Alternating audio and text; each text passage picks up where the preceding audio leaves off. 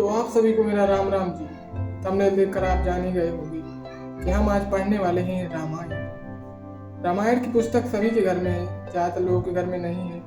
तो फिर हमारे इस चैनल के माध्यम से आप सभी को हम आज रामायण पढ़ के सुनाएंगे। रोज इसी तरह की रामायण सुनने के लिए आप मेरे चैनल को सब्सक्राइब कर सकते हैं। तो शुरू करते हैं। रामायण को शुरू करने से पहले हम इनके रचयिता, इनके लिखने वाले को श्री गोस्वामी तुलसीदास को याद करते हैं, उन्हें प्रणाम करते हैं। गोस्वामी तुलसीदास के बारे में कुछ सारांश में बता देता हूँ आप लोगों को कि इनका जन्म कहाँ हुआ था। इनका जन्म ब्राह्मण परिवार में हुआ था। इनके पिता का नाम आत्माराम दुबे था और उनकी ब्राह्मणी का नाम हुलसी था, क्योंकि तुलसीदास की माता का नाम हुलसी था। प्रयाग के पास यमुना नदी के दक्षिण बांदा जिले के राजापुर नामक ग्राम में इनका घर था। आत्माराम सरयू पारी ब्राह्मण थे। जब तुलसीदास जी का जन्म का समाचार सुनकर माता पिता को स्वाभाविक हर्ष होना चाहिए था, और वो नहीं हुआ। उन्हें उल्टा खेद हुआ। कारण यह था कि एक तो यह नवजात शिशु 12 मास माँ के पेट में रहा। जब उत्पन्न हुआ तो 5 वर्ष का सा बालक लगते थे और उसके मुंह में 32 दांत थे। जन्म होने पर जैसे बच्चा रोता है, यह रोए भी नहीं। उनके मुंह में निकला हुआ राम शब्द स्त्रियों ने स्पष्ट रूप से सुना था, इसीलिए बालक का नाम राम बोला पड़ गया। तो पिता इसी प्रकार सोच विचार में थे। उधर माता उसी सब कुछ होने पर भी माता तो माता ही है। बच्चा कितना ही कुरूप अथवा अभागा हो, माँ के हृदय का टुकड़ा होता है। माता उसी को अपना अंत निकट दिखाई देता। फिर भी मृत्यु के क्षण होने पर भी उन्हें चिंता थी तो अपने पुत्र की। तो उन्होंने अपनी दासी को बुलाकर कहा, सखी अब मेरा अंत निकट है, तुम मेरे बच्चे को लेकर चुपचाप अपने गांव सरीपुर चले जाओ। इस बच्चे को तुम ही पालना। तो इस तरह तुलसीदास को उनके माता पिता ने भी स्वीकार नहीं किया। और फिर इसी तरह इनकी बहुत लंबी कहानी है। बाकी मैं आपको सारांश बता दूं कि गोस्वामी जी की शादी हुई रत्नावली के साथ, तो वो उनसे अधिक प्रेम करते थे। एक बार की बात है, तो एक दिन गोस्वामी जी तो गए थे कार्यवश किसी दूसरे गांव। पीछे इनका साला आया। रत्नावली इनके वापस आने तक न ठहर कर बिना पूछे ही भाई के साथ पोहर चली गई। पोहर यानी मायके। वही जानती थी कि वापस आने पर वे कदापि न भेजेंगे, क्योंकि तुलसीदास जी अपनी पत्नी से बड़ा प्रेम करते थे।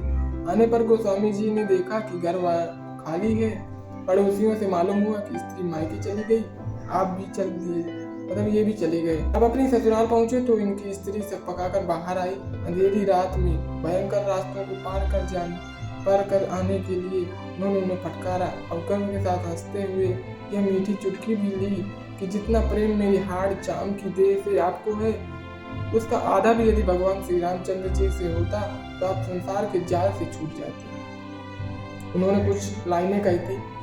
लाज न आवत आपको दौरे आए साथ, धिक धिक ऐसे प्रेम को कहाँ मैं नाथ। अस्ति चरम मैं देह मम तामे ऐसी प्रीति, होती जो कहूँ राम ते अवश्य मिटहि भव भीत। इसका मतलब यही होता है कि जितना प्रेम आप मेरी हाड़ जान के दे है, उतना उसका आधा भाग भी अगर आप भगवान श्री रामचंद्र जी से करते तो आप संसार के जाल से छूट जाते। इस तरह की बात का गोस्वामी जी पर बहुत प्रभाव पड़ा। तत्काल वहां से चले गए और उन्हें वैराग्य हो गया, यानी हृदय से वो संसारिक मोह माया को छोड़ चुके और वे अपने राम की खोज में निकल पड़े। पहले अयोध्या आए थे, तीर्थ यात्रा को चले गए, बाद में काशी आकर रहने लगे। प्रतिदिन श्री रामचंद्र जी की कथा कहा करते थे। वहाँ एक विचित्र घटना भी घटी। वे प्रतिदिन शौच होने जंगल में जाते थे। लौटते समय जो जल बचता उसे एक बेर के वृक्ष के नीचे गिरा देते। उस पर एक प्रेत रहता था। उस जल में से प्रेत की प्यास मिट जाती थी। जब प्रेत को मालूम हुआ कि ये महात्मा है, तब एक दिन प्रकट होकर उसने कहा कि आपकी जो इच्छा हो कहिए, मैं पूर्ण करूंगा। तुलसीदास ने कहा, मैं दशरथ कुमार भगवान राम का दर्शन करना चाहता हूँ। प्रेत ने कुछ सोचकर कहा कि आपकी कथा सुनने के लिए पृथ्वी श्री हनुमान जी आते हैं। वे सबसे पहले आते हैं और सबसे बाद में जाते हैं। वे एक कोढ़ी दरिद्र मनुष्य के वेश में आते हैं। आप उनके पैर पकड़ लीजिएगा, वे श्री राम के दर्शन अवश्य करा देंगे। तुलसीदास जी ने वैसा ही किया। श्री हनुमान जी ने कहा, तुम्हें चित्रकूट में भगवान के दर्शन होंगे। तो स्वामी जी चित्रकूट जाकर श्री हनुमान जी को बताया, वह मंत्र जपने लगे। रामघाट पर उन्होंने अपना आसन जमाया। प्रतिदिन मंदाकिनी में स्नान करते और रामायण का पाठ करते। एक दिन जंगल में गए तो देखते क्या है कि दो बालक धनुष बाण हाथ में लिए घोड़ों पर सवार शिकार खेलते आ रहे हैं। उन्हें देखकर तुलसीदास जी मुग्ध हो गए, परंतु ये हैं कौन यह न जान सके। पीछे से हनुमान जी ने सारा भेद बताया तो पश्चाताप करने लगे, क्योंकि उन्हें मालूम ही नहीं था कि ये श्री रामचंद्र जी और लक्ष्मण जी। हनुमान जी ने उन्हें धैर्य दिया कि चिंता न करो, तुम्हें फिर दर्शन होंगे। अगले दिन गोस्वामी जी आसन बिछाकर भगवान राम की प्रतीक्षा में बैठ गए। थोड़ी देर में किसी ने उनसे आकर कहा, बाबा हमें चंदन दो। यह भगवान ही थे। हनुमान जी ने सोचा कि कहीं ऐसा ना हो कि तुलसीदास अब की बार भी न पहचान पाए। अतः तोते का वेश धारण करके उन्होंने कुछ पंक्ति कही, जिन्हें समझकर तुलसीदास जी समझ गए कि ये भगवान ही है। तो उसकी कुछ पंक्ति ये थी कि चित्रकूट के घाट पर भाई संतन की भीड़, तुलसीदास चंदन घिसे तिलक देत रघुबीर। इस दोहे को सुनकर तुलसीदास जी के नेत्रों में अश्रु भर आए और वे श्री राम की मनमोहनी छवि सुधा का पान करने लगे, यानी कि उनके दर्शन करने लगे। वे अपने आप को ही भूल गए थे, ऐसे मग्न हो गए थे श्री रामचंद्र जी की छवि को देखकर। और फिर भगवान ने अपने हाथ से चंदन लेकर तुलसीदास जी की ललाट में तिलक किया और अंतर ध्यान हो गए। कुछ ऐसी ही कहानी थी श्री तुलसीदास जी की। मैंने सारांश आपको बता दिया, बड़ी दिलचस्प कहानी थी इनकी। आइए हम शुरू करते हैं भगवान श्री राम जी की, जो मेन पात्र हैं इस रामायण के। और मैं श्री रामचंद्र जी के बारे में तो सभी हिंदू भाइयों को पता है, लेकिन फिर भी मैं उनके बारे में कुछ बता दूं कि हम उनके जीवन के बारे में ही पढ़ते हैं इसमें। और मेन चीज उनका यह रहता है कि उनके आदर्श और चरित्रों के बारे में पढ़ते हैं, जो कि बहुत ही मनभावन होता है। और उससे पता चलता है कि मानव जीवन में मानव के कैसे कुछ कर्तव्य होते हैं। तो रामायण शुरू करने से पहले मैं इनके अध्यायों के बारे में बता दूं। इनका पहला अध्याय होता है बाल कांड, दूसरा है अयोध्या कांड, तीसरा है आरण्य कांड, चौथा है किष्किंधा कांड, पांचवा है सुंदर कांड, छठा है लंका कांड, सातवां है उत्तर कांड और आठवां है लव कुश कांड। इतने कांड है इसमें। बाकी शुरू करते हैं। बोलो श्री रामचंद्र की जय। तो ये कहानी शुरू होती है अब अयोध्यापुरी से। तो इनकी कुछ पंक्तियां भी मैं बोलता जाऊंगा और उनका अर्थ भी आपको समझाता जाऊंगा। अवधपुरी रघुकुल मणि राऊ, वेद विदित तेहि दशरथ नाऊ। धर्म धुरंधर गुण नीति ज्ञानी, हृदय भगति मति सारंग आनी। अयोध्यापुरी में रघुकुल में रत्न के समान श्रेष्ठ दशरथ नाम के राजा हुए, जिनका नाम वेदों में प्रसिद्ध है। वे धर्म धुरंधर गुणों की खान और बड़े ज्ञानी थे। उनके हृदय में सारंग धनुर्धारी भगवान की दृढ़ भक्ति थी और उनकी बुद्धि निरंतर उन्हीं में लीन रहती थी। कौसल्यादि नारी प्रिय, सब आचरण पुनीत। पति अनुकूल प्रेम दृढ़, हरिपद कमल विनीत। श्री रामचंद्र की जय। उनकी कौशल्या आदि सभी पतिव्रता और पुनीत आचरण वाली प्रिय रानियां थीं। वे बड़ी विनीत और सदा पति के अनुकूल रहती थीं और भगवान के चरणार बिंदु में उनका दृढ़ प्रेम था। एक बार भूपति मन माही, भई गलानी मोरे सुत नाही। गुरु ग्रह गया तुरत मही पाला, चरण लागी करी बिनय विशाला। एक बार राजा के मन में यह ग्लानि हुई कि मेरे पुत्र नहीं हैं। राजा तुरंत ही गुरु वशिष्ठ के घर गए और चरणों में प्रणाम कर बहुत विनय की। निज दुख सुख सब गुरु ही सुनायो, कही वशिष्ठ बहु विधि समुझायो। धरऊ धीर होई हई सुत चारी, त्रिभुवन विदित भगत भयहारी। राजा ने अपना सारा सुख दुख गुरु जी को सुनाया। गुरु वशिष्ठ ने उन्हें बहुत प्रकार से समझाया कि हे राजन, धैर्य धारण करो। तुम्हारे 4 पुत्र होंगे जो तीनों लोकों में विख्यात और भक्तों के भय को दूर करने वाले होंगे।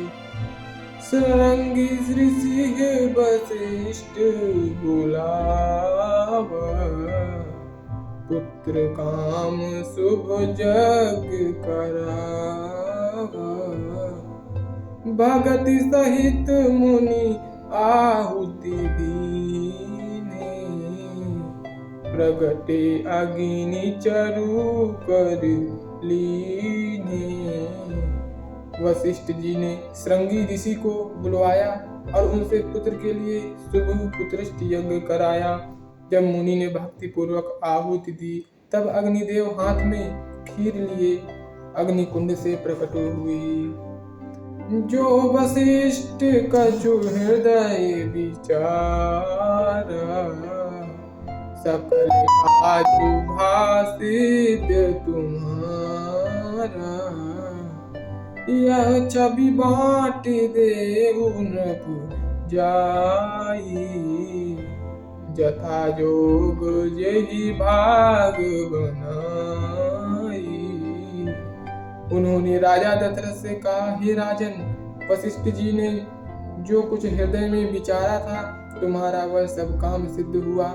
जब तुम जाकर इस खीर को जैसा उचित समझो वैसा भाग लगाकर सब रानियों को बांट दो। तब अहस्य भय पावक सकल सबई समुझाई, परमानंद मगन नृप हरस न हृदय समाई। श्री रामचंद्र की जय। जब अग्निदेव सारी सभा को इस प्रकार समझाकर अंतर्ध्यान हो गए, राजा ऐसे आनंद मग्न हो गए कि उनके हृदय में हर्ष समाता न था। तब ही राय प्रिय नारी बुलाई, कौसल्यादि तहाँ चली आई। अर्ध भाग कौसल्या ही दीना, उभय भाग आधे कर कीन्हा। तब राजा ने अपनी प्यारी रानियों को बुलाया। कौशल्या आदि तीनों रानियां वहां चली आईं। राजा ने आधा भाग कौशल्या को दिया और बचे हुए आधे के 2 भाग किए। कैकेयी कह नृप सो दयऊ, रहो सो उभय भाग पुनि भयऊ। कौशल्या कैकेयी हाथ धरि, दीन सुमित्र ही मन प्रसन्न करी। उनमें से 1 भाग राजा ने कैकेयी को दिया। शेष जो बचा उसके फिर 2 भाग किए और राजा ने उनमें से 1 भाग कौशल्या और 1 कैकेयी के हाथ पर धरकर प्रसन्न मन से सुमित्रा को दिया। एही विधि गर्भ सहित सब नारी, भयित हृदय हर्षित सुख भारी। जा दिन ते हरि गर्भ आई, सकल लोक सुख संपत्ति छाई। इस प्रकार सब स्त्रियां गर्भवती हुई। वे हृदय में बहुत प्रसन्न और सुखी हुई। जिस दिन से भगवान गर्भ में आए, सब लोक सुख और ऐश्वर्य से पूर्ण हो गए। मंदिर मह सब राजहि रानी, शोभाशील तेज की खानी। सुख जुत कछुक काल चली गयऊ, जेहि प्रभु प्रगट सो अवसर भयऊ। शोभाशील और तेज की खान सब रानियां अपने अपने महल में सुशोभित हुई। इस प्रकार कुछ समय आनंद पूर्वक व्यतीत हुआ और प्रभु के उत्पन्न होने का समय आ गया। जोग लगन ग्रह वार तिथि, सकल भय अनुकूल। चर अरु अचर हर्ष जुत, राम जन्म सुख मूल। श्री रामचंद्र की जय। योग लग्न ग्रहवार और तिथि सभी अनुकूल हुए। चराचर समस्त संसार आनंद से भर गया, क्योंकि श्री राम का जन्म तो सुख का मूल है। नवमी तिथि मधुमास पुनीता, शुक्ल पक्ष अमिजित हरि प्रीता। मध्य दिवस अति शीतल घामा, पावन काल लोक विश्रामा। नवमी तिथि पवित्र चैत्र का महीना, शुक्ल पक्ष और भगवान के प्रिय अभिजित मुहूर्त में दोपहर के समय न बहुत शीत न घाम ही था। वह सब लोगों को विश्राम देने वाला पवित्र समय था। शीतल मंद सुरभि बाबू, हर्षित सुर संतन मन जाऊ। बन कुसुमित गिरि गण मणिहारा, त्रवहि सकल सरित अमृत धारा। शीतल मंद और सुगंध हवा बह रही थी। देवता प्रसन्न थे और संत जनों के मन में बड़ा चाव था। वन फूले हुए थे, पर्वतों के समूह मणिमय दिखने लगे और सब नदियां अमृत की धारा बहाने लगी।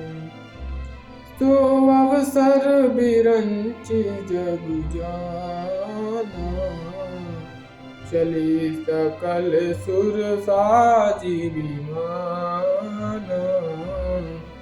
गगन विमल संकुल सुर जूथा, गावहि गुण गंधर्व बरू था। जब ब्रह्मा जी ने उस अवसर को जाना, तब सारे देवताओं सहित विमान सजा कर चले। निर्मल आकाश देवताओं से भर गया। गंधर्वों के समूह भगवान के गुण गाने लगे। बरसाई सुमन सुअंजुलि साजी, गह गहि गगन दुंदुभि बाजी।